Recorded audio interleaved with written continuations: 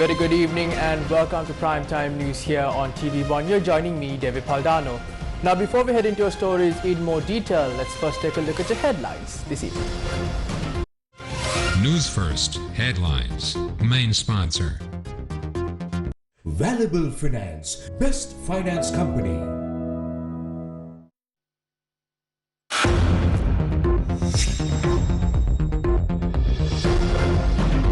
Tension at Ukraine's capital Kyiv. Ukrainian president says Russian attempt to capture him failed. IOC increases fuel prices for the second time. Queues continue to grow for fuel.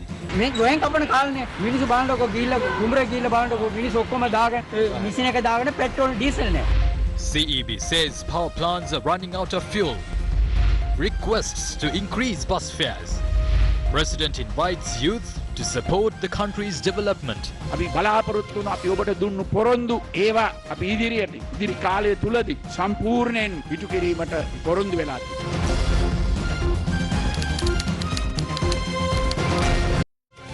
News First headlines. Main sponsor. Valuable Finance, best finance company. Now bringing you the latest from the Ukraine crisis. Ukraine's emergency services have said that a rocket has hit a high-rise residential complex in capital Kyiv. The report incident took place amid Russia's ongoing military operation in the country. A cargo ship owned by a Japanese firm has also been hit by a missile off Ukraine's coast in the Black Sea, leaving one crew member injured.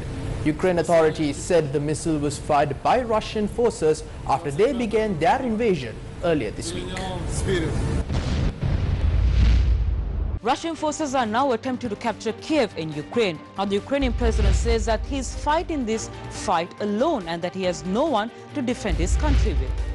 Ukrainian President Volodymyr Zelensky has unfollowed world leaders on Twitter as Russia continues to invade Ukraine. Yesterday, he had said Ukraine is fighting all alone against the Russian invasion of Ukraine.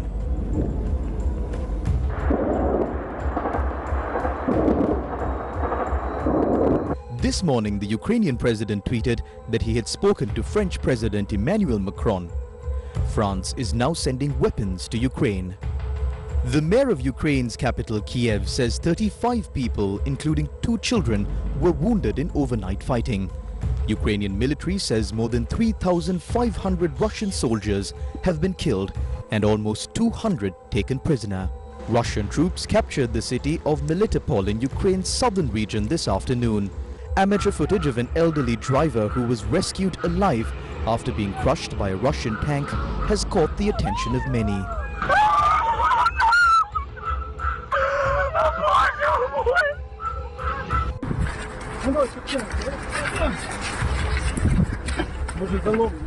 The UN High Commissioner for Refugees, Filippo Grandi, says more than 50,000 Ukrainian refugees have fled their country in less than 48 hours.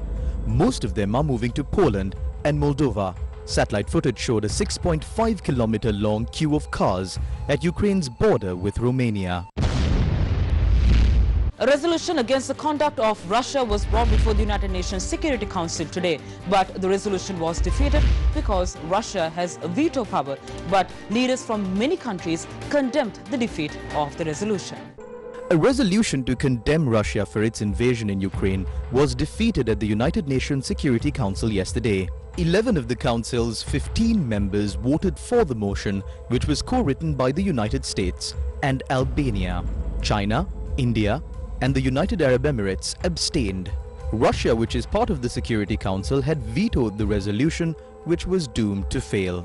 Russia, you cannot veto this resolution. You can veto this resolution, but you cannot veto our voices. You cannot veto the truth. You cannot veto our principles. You cannot veto the Ukrainian people. You cannot veto the UN Charter. And you will not veto accountability.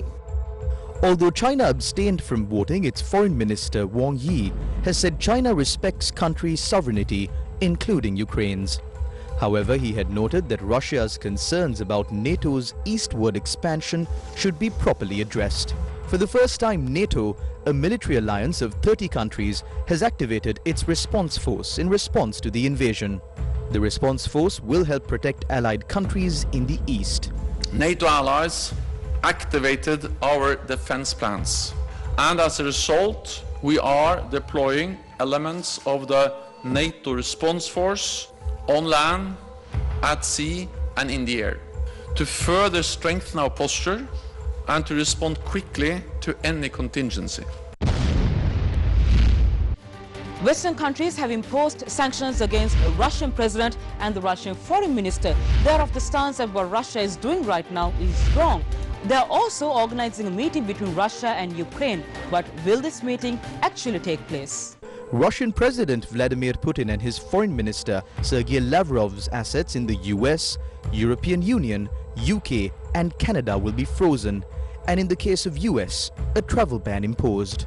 It is unclear how significant the assets of Putin and Lavrov are in the US, EU, UK and Canada, and what practical impact the sanctions will have.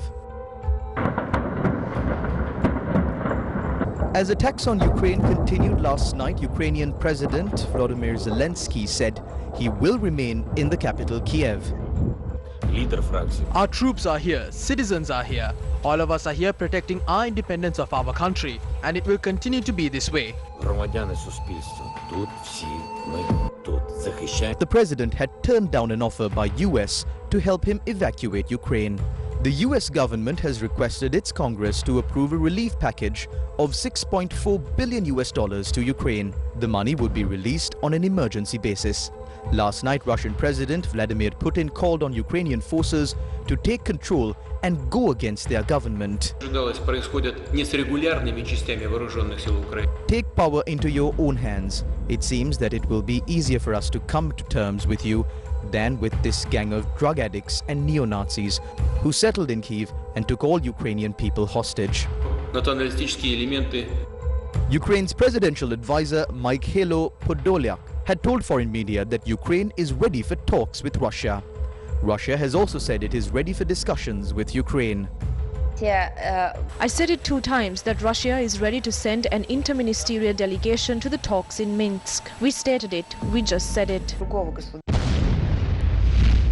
The geopolitical situation between Russia and Ukraine has also impacted the sporting events in Russia. Russia has been stripped of its hosting rights for the finals of the 2022 Champions League football tournament. The match was to be played at the Russian city of St. Petersburg on the 28th of May. However, it will now be played on the same day in France. Formula One has cancelled the Russian Grand Prix racing event that was to be held in September. A statement by the organizers said, quote-unquote, it is impossible to hold the Russian Grand Prix in the current circumstances. Ukrainian tourists in Sri Lanka have been left stranded as they're facing difficulties in returning to their country. They're currently staying at hotels and holiday resorts in Bentota.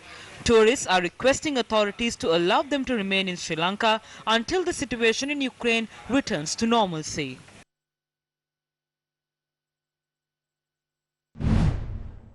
A group of foreign nationals gathered outside the Russian embassy in Colombo to oppose the Russian President Vladimir Putin's decision to invade Ukraine. We are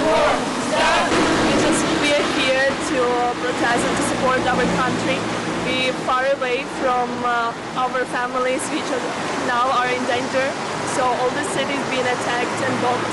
And at least what we can do is support and ask the world to stand with Ukraine. And because it's not only war against Ukrainians, it's the war against democracy all over the world. Please stand and stop the war. Thank you. Sri Lanka's youngest child prodigy. Going in for a short commercial break, stay tuned for more of the very latest.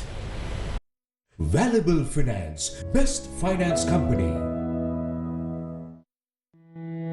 Register today for a Zoom workshop on new technology in SINHALA. Are we achieving the full potential of our creativity on the 3rd of March at 3 p.m. Register via 0777 6000020. organised by Slit Institute. Tech Bus. Main sponsor. Slit Knowledge University. Challenging convention and redefining education. Welcome back to the news. The Lanka Indian Oil Company increased fuel prices at midnight. The cost of petrol has been increased by 20 rupees up to 204 rupees. Diesel prices were increased by 15 rupees up to 139 rupees. Lanka IOC said it increased fuel prices as crude oil prices had gone up in the world market.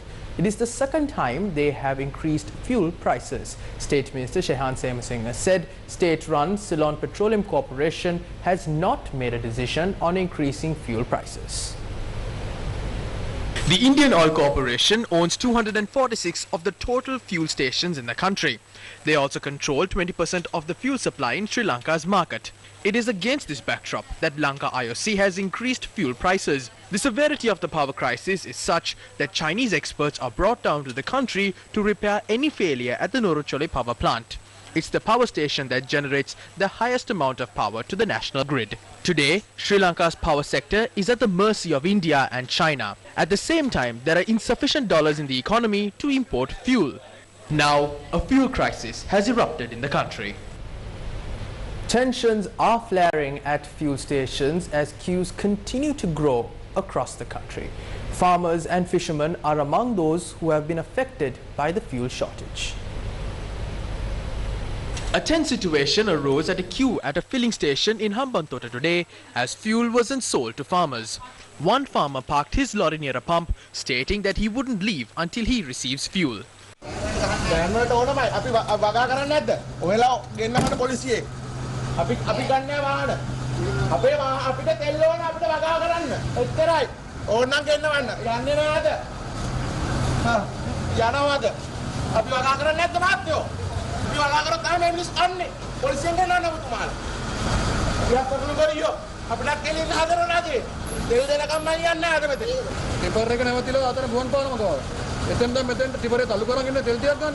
He refused to abide by instructions of police officers to remove the vehicle from the station.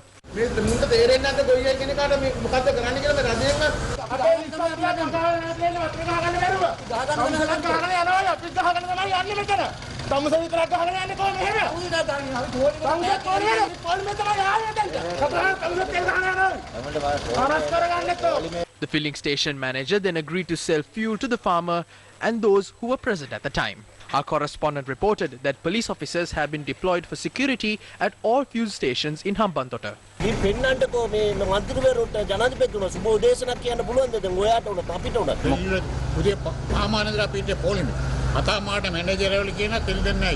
Fishermen are also among those who have been affected by the fuel crisis. About 1,500 boats had not gone out to the Nigambu Lagoon as they have run out of fuel. However, filling stations have not received fuel to be supplied to these boats. අපි දැන් මේ දවස් 4ක් තිස්සේ මේ පොලිමේ ඉන්නේ තෙල් ගහගන්න. ඉතින් මේ අපි කවදාවත් අත්විඳපු නැති මේ ප්‍රශ්න වලට මේ පත් වෙලා තියෙන්නේ. දැන් ගොවියක් තියලා රටෙන් දීවරත් ඉවරයි කියන එන්නේ නැහැ. A shortage of diesel was also seen at a fuel station in Kurunegala. Bus දුවන්න වෙන්නේ අද ගෙදර තමයි දාන්නේ. ඩීසල් නැහැ, ඔටෝ ඩීසලුත් නැහැ, සුපර් ඩීසලුත් නැහැ, එපා වෙලා තියෙන්නේ බිස්නස් හොයාගන්නත් නැහැ. අපි යකඩ බිස්නස් කරන්න යන්නේ ගෙයින් ගෙට කියලා යකඩ කෑල්ලක් අයි මේ හොයාගන්න. දිනදා ජීවත් වෙන අයට ජීවත් වෙන්නේ නැහැ නේ මේ. මිනිස්සු සෙන්තන් වල අතරමං වෙලා කර කියා ගන්න දෙයක් නැතුව ඔහේ බලාගෙන ඉන්නවා ඉතින්. අරාජික වෙච්ච රටක්. මීහරක් පාලකයක්. පාලකයෝ ඉන්න රටක්. ඒකයි වෙලා තියෙන්නේ මේ ප්‍රශ්නේ. මැෂින් මෙල්ලල, ගෝයන් කපන මැෂින් මෙල්ලල අනාතයි, සදා අනාතයි. ඩීසල් නැහැ. මුළු රටම අනාතයි. අපි ඉන්නේ මේ අනුරාධපුරේ ඉඳලා. දැන් යන්න විදියක් නැතුව මේ මග තමයි ඉන්න වෙන්නේ. බලන්නකො මේක මේ නේද මේ රට කරන්න බැයි නම් දාලා යන්න කියන්නලා. වෙන රටකටවත් මේක බාර දෙන්න. මිනිස්සු අතරන වෙලා ඉන්නේ අප්පා. කැදටිවත් තිබුණා කල්ලි බරුව අපි දඟලනවා. මුන්ට සාප ගන්න නැත්තමයි. 5 filling stations at the Mathura town had run out of diesel this morning. Our correspondent reported that many fuel stations have run out of octane 92 petrol. ගෙවන්න තියෙන ලක්ෂ 8ක් විතර ලෝන් එක එනවා අපේ ලෝන් එක ගවන්න බෑ විදියක් නැහැ ලොක්ක ටයිමටයි පන්දම අරන් හෙළුවෙන් අපි දෙන්න තමයි දුවන්න වෙන්නේ කියලා ඉස්සරහට මහතීර් මොහොමුත් නැහැ ලීකුවන් යූත් නැහැ ඒ ගෙනාපු විමල් සහෝදරයත් නැහැ. A shortage of diesel was also seen at fuel stations at the Badulla town. රාට බුදිය කරලා උදේට නැගිටිනකොට කෙලවෙලා තියෙන්නේ තෙල් මිල වැඩි. රාට එළිය වුණාට අර නැන්දෙන් නිදාගෙන නැගිට්ටා වගේ වැඩක් හීනයක් දැක්කා වගේ. වැඩක් නැහැ කියලා මුන්ට එනවා ගහන්න ඕනේ මේ රටට කරපු අපරාධයට. අපි අහිංසක ප්‍රීවිල් කාරයෝ හැමදාම 20 20වත් වැඩි කරන්න බෑ අපිට. The two main fuel stations at the Kalutara town remained closed today. Our correspondent reported that fuel was only sold for essential purposes. අපි දැන් මගනේ අපේ දරුවෝ ගෑනු බලන් ඉන්නවා මිනිස්සුයා ගෙදරට එනකම් බයිසිකල් යන්න ඇවිල්ලා බලනකොට දැන් තෙල් නැහැ දැන් බයික් එකේ මේ දාලා යන්නද Long queues were seen at fuel stations, although there was no shortage. gas polling, hill polling, Three fuel stations in Kantale had run out of diesel and petrol. මේ ගෝයෙන් කපන කාලනේ මිනිස්සු බලනකො ගිහිල්ලා කුඹරේ ගිහිල්ලා බලනකො මිනිස්සු ඔක්කොම දාගෙන මිෂින් එක දාගෙන පෙට්‍රෝල් ඩීසල් නැහැ. තව අවුරුදු 3යි ඒත් අවුරුදු 3 ඇතුළත මේ රට සම්පූර්ණ විකුණලා මුන් මේ රටේ පලා යනවා. දැන් බලන්න සැපද එච්චරයි. පෞද්ගලික දහවනේ තියෙන බස් රථ 140ක් ගරාජ් වලට නවත්තලා 40% of private buses are not in operation. 400 intercity buses have run out of fuel. More than 700 lorries that transport vegetables have also run out of fuel. More than 2,000 container trucks that transport goods from the port don't have fuel. The Indian Oil Corporation increased the fuel prices at midnight for the second time after the 6th. This is a company that earns massive profits. If the Ceylon Electricity Board or the Energy Ministry doesn't give permission, fuel prices can't be increased. The Lanka Indian Oil Company left people standing in queues without fuel and left factories without fuel for their generators. Fuel stations have run out of fuel. Although there is crude oil, it is not being refined. රටම ආරාජික වෙලා තියෙන්නේ පිරිපහදුවේ ඉන්ධන තියෙද්දි බොර තෙල් තියෙද්දි පිරිපහදු නොකිරි. Meanwhile, private bus owners say they will have to increase fares if they don't receive subsidies.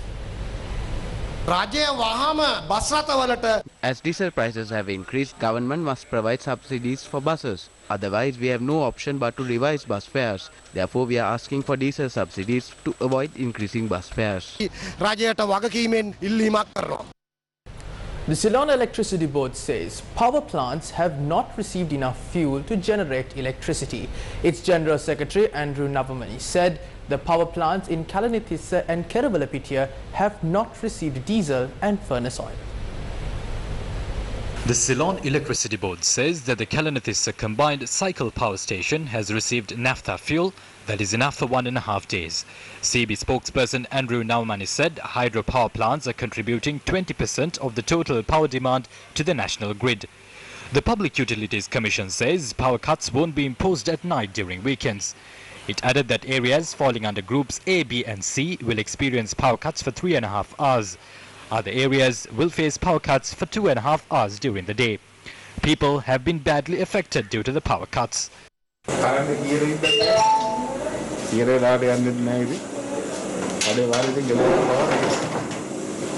ABC කියලා කාණ්ඩ තියනවලු මේ අපි මොන කාණ්ඩේද කියනවත් අපි දන්නේ නැහැ. මේ සෞභාග්‍යයක් මෙහෙමයි කියලා අපි දන්නේ නැහැ. සෞභාග්‍ය මෙහෙම උදා වෙනවා කියලා ජීවිතේට අපි මේක දිහා බලන්නේවත් නැහැනේ. The Public Utilities Commission has said people can file complaints if they face power cuts outside the allocated hours. Its chairman Janaka Ratnayaka said the complaint can be submitted by mentioning the area and the time at which the power cuts occurred. Complaints can be sent via email to info@pucsl.gov.lk. Power cuts were experienced from 8:30 to 11:30 in Megahagoda in Ahangama today. Residents say they had to face another power cut from 4:45 to 6:15 p.m.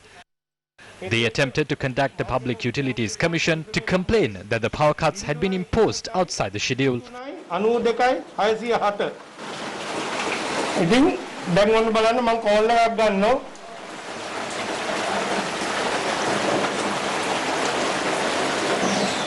මේ කවුරුවක්වත් answer කරන්නේ නැහැ වැඩ කරන්නේ නැහැ ඉතින් අපි කොහොමද දැන් අදිසි අවස්ථාවක මේගොල්ලන්ට කතා කරලා ඉවරලා යමක් ගැන දැනගන්නේ දැන් මම කීප වාරයක් උත්සාහ කරා මේ ෆෝන් එක රින් වෙනවා නමුත් ෆෝන් එක උස්සන්නේ නැහැ කවුරුවක්වත් ඉතින් මම තවදුරටත් කාටද කතා කරන්න කියන්නේ පොලිසියට කතා කරලා කියන්නේ නැත්නම් ග්‍රාම සේවක මහත්තයට කතා කරලා කියන්නේ Various views were expressed on the economic crisis in the country today.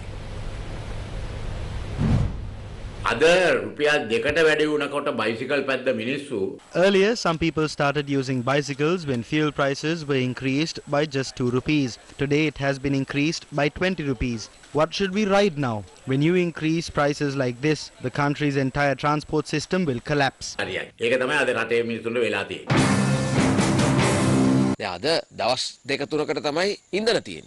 Our fuel stocks are enough for only another 2 or 3 days. Ships carrying fuel are anchored near the port. As we have to pay demurrage fees, we end up paying more than the cost of fuel in the global market. The issue is not about the global market prices. The issue we have is the shortage of dollars to import fuel. If we had enough dollars, we could have purchased it when the fuel prices were low in the world market. I don't think any of our international partners will be willing to lend us money anymore. India didn't even want us to visit them.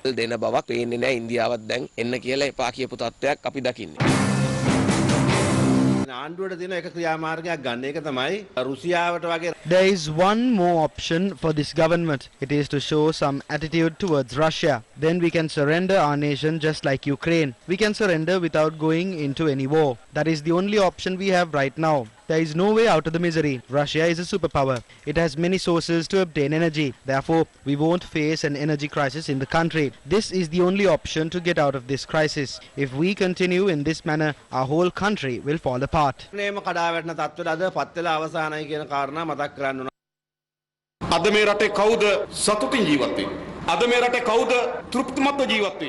is living happily in this country? Who has hopes for this future? If you see some barren fields in Hambantota, remember that it was caused because Gotabaya Rajapaksa hid urea. Instead of resolving this fuel crisis, the minister is telling us whether there is fuel or not, just as if he is the manager of a fuel station. Minister Gamin Lokage isn't even in Sri Lanka. The finance minister Basil is silent. The traders in PETA are better than the trade minister. Then there is a wonderful president. The country is facing a downfall, but the president visits Milko and rice shops in PETA. He doesn't care about the issues. Because the president goes to Mirihana, there are no power cuts there. Some ministers buy power generators using government funds.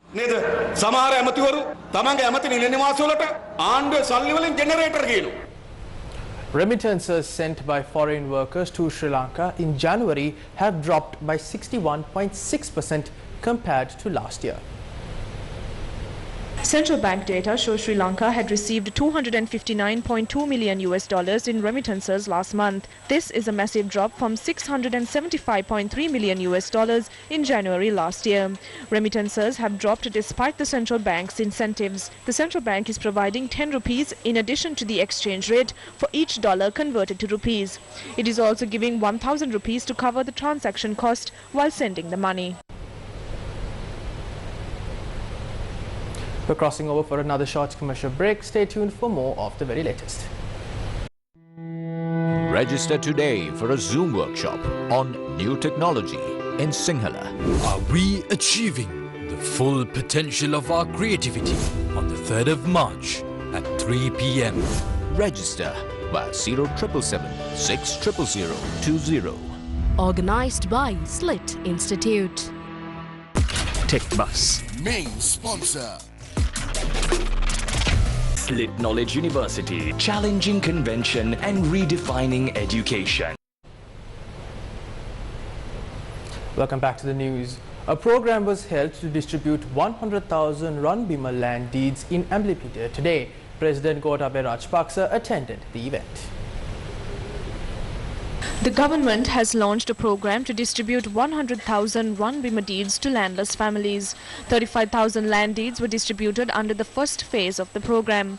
The government plans to distribute all these land deeds among farmers before the end of the next year. We didn't allow normal activities in the country to be disrupted, even during the global pandemic. We know that we never saw positive media reports on fuel, rice or fertilizer in the past. But falsehood can't live for long. No matter whom they deceive, they can't deceive their conscience and their religion. We are doing the right thing. You know that we are implementing a plan to create a secure country, just as it was promised by President Gotabaya Rajapaksa.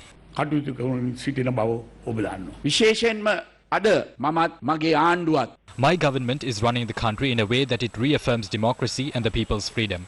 Unfortunately, many people are misusing this freedom. They are asking not to impose power cuts. The previous government didn't construct any power plant after President Mahinda Rajapaksa built the Norachole power plant. It's not a secret that it was most of the Sinhalese who elected me into power. We have re-established security in our country. In our policy, we have promised to introduce green agriculture.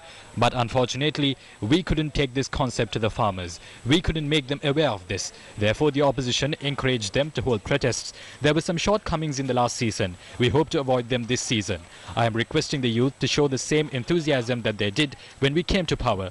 I am inviting them to come forward to support the country's development. We promise that we will implement our promises.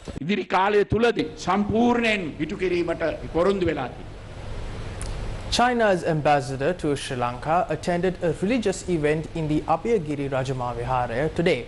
The event was held to mark 65 years of diplomatic ties between Sri Lanka and China. The religious event at the Abhayagiri Rajamahawihara was held in collaboration with the Sri Lankan Mahapirivena, China's Lingguan Temple and Putho Vihara in Beijing. It was held under the auspices of the Anunayaka of the Asgiri chapter, Venerable Vendiruwe Upalitero. Chinese ambassador to Sri Lanka, Ki Zhen Hong, and Army Commander General Shavendra Silva attended the event.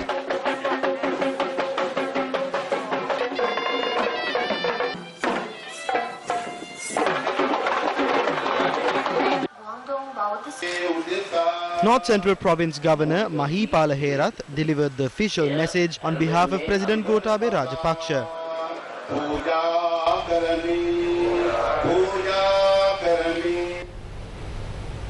A few months ago, a little family found itself helpless after a wild elephant destroyed its home. But thanks to the generous contributions of Ricky Mendes and Mrs. Mendes, they now have a new roof above their heads. Around 5 months ago, News First reported a story about wild elephants destroying a home in Hasalaka. The home belonged to Nihal Nelson Bandara, who lived in this remote corner of Hasalaka with his wife and infant son. At the time of the attack, they barely escaped with their lives. Seeing the News First report, it was Mr. and Mrs. Ricky Mendes who spontaneously reached out to Gamadha with an offer to help. Today, a brand new home was handed over to Nihal and his family by Gamadha, thanks to the generosity of Mr. Ricky Mendes and Madam Mendes.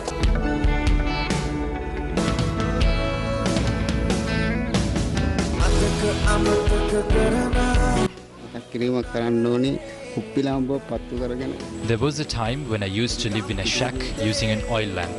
Today I'm in a better position. I came here because I love nature. Unfortunately, wild elephants destroyed our home.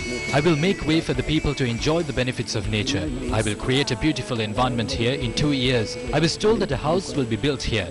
That was done. Now I can live in peace with my children. May God bless all of you. We are happy today. We used to cry, but today I am happy.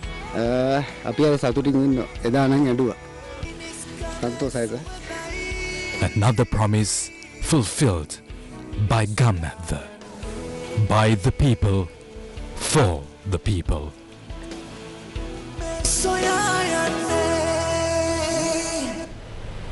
A 1.5-year-old child from Kandy has registered a world record.